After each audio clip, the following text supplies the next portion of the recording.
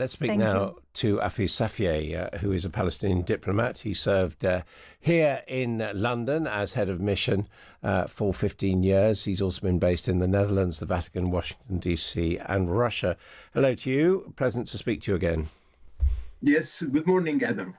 Now, can I just put that point to you? How significant or problematic is it for you that Marwan Barghouti is not going to be released? It's extremely significant, and it was agreed upon in the discussions that preceded the signature of the peace process, the most recent one, that Marwan Barghouti and Ahmad Saadat were on top of the list of those who were supposed to be freed. And let me answer your previous interlocutor. If we were to apply that same criteria of having blood on their hands, the number of Israelis who have Palestinian blood on their hands is such that I will have difficulty finding an Israeli whose hand I can shake. Number two, the analogy you made between Barghouti and Menachem Begin is very relevant.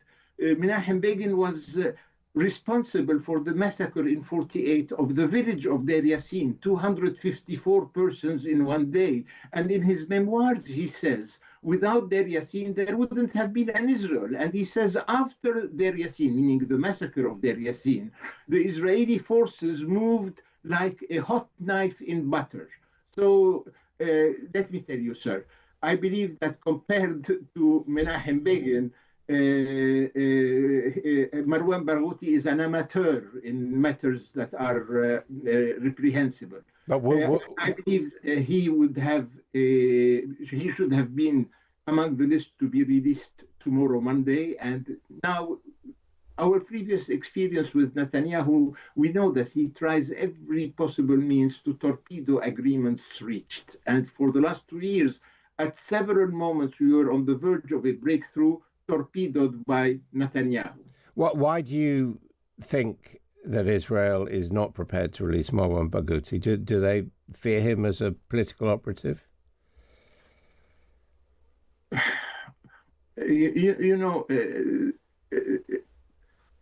The Israeli occupation, the Israeli government doesn't want the birth of a Palestinian state, and they have been committing for the last 2 years genocide in Gaza and politicide, meaning the strangulation of the emerging Palestinian Authority, which is the infrastructure of the coming Palestinian state. They have been trying to strangulate and suffocate it militarily, but also financially, etc. Yes, they wouldn't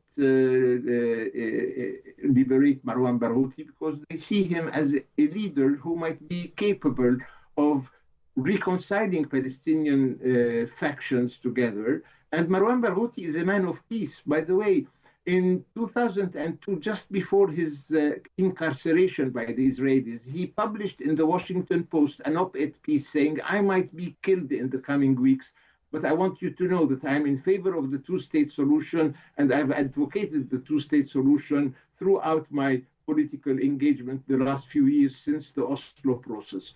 So he's a man of peace, he's a man of the future, and I believe he should be among those released. Now, as things stand, the proposals put forward by the Americans for the next phase, phase 2, would exclude Hamas from the process. Is there any chance that's going to happen? Look, Hamas belongs in a way to part of the Palestinian political culture. So there is always room for a movement that Hamas today represents. But even the Turks, who are very close to Hamas, are advising Hamas to transform themselves into a political party.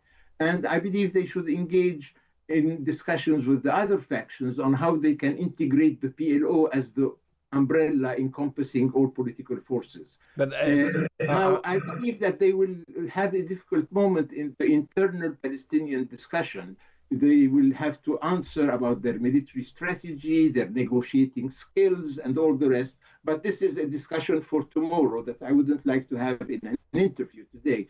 But I believe that Hamas should integrate the PLO, should transform itself as a political force, should admit the unicity and the indivisible nature of the Palestinian national movement, don't continue to caress the ambition of being an alternative to the existing leadership of the PLO, but to integrate that leadership. And how acceptable to Palestinians such as yourself, representing the PLO, if you like, or the former PLO, is this idea of an interim peace council involving Donald Trump and Tony Blair?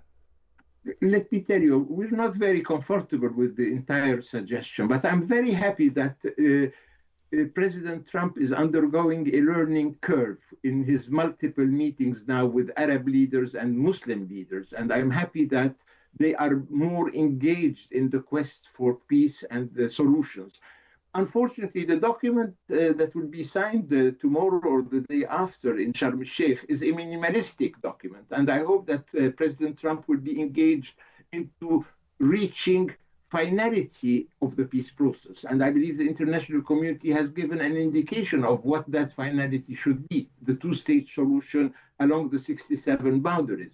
I have often believed that we won't have peace in Israel-Palestine unless there is a decisive, assertive role for the international community. Up to now, the Americans have been the spoilers. For example, the quartet of previous decades were a one-tet operations. The American monopolized decision-making, and they were always aligned on the Israeli preference, which was not helpful to a successful peace process. And could I just ask you about Tony Blair finally? You obviously... Yeah, Tony Blair, let me say, I know him personally because, as you said, I spent 15 years posted in London. Tony Blair has two handicaps that he has to surmount in the coming weeks and months. The first one is that he was one of the architects of the unnecessary, illegitimate war against Iraq, which cost more than 1 million Arab casualties. Number two, he was for 8 years the representative of the quartet, and I don't remember any memorable achievement that he has on his record. So, and all this was because of his pro-Israeli bias to begin with. So, to tell you frankly, we don't want any formula that helps us relive the mandate period with all its negative implications. So, but let's wait and see what will result from the engagement of Donald Trump with Arab and Muslim leaders, which I highly encourage because it's a learning curve for him. And let me have a final thought on the issue. I personally believe that America is a fascinating society. It's a nation of nations. And in our contemporary international system, I believe that non-alignment should be the policy adopted by the American player in the international system, non-alignment in regional conflicts. Why? Because when America aligns itself on one belligerent party in a regional conflict, not only it alienates and offends the other players in the region, but it offends part of its own national social fabric. It wasn't easy for decades to be a Palestinian American, an Arab American, or a Muslim American, because America was not sensitive to the tragedies of their country of origin.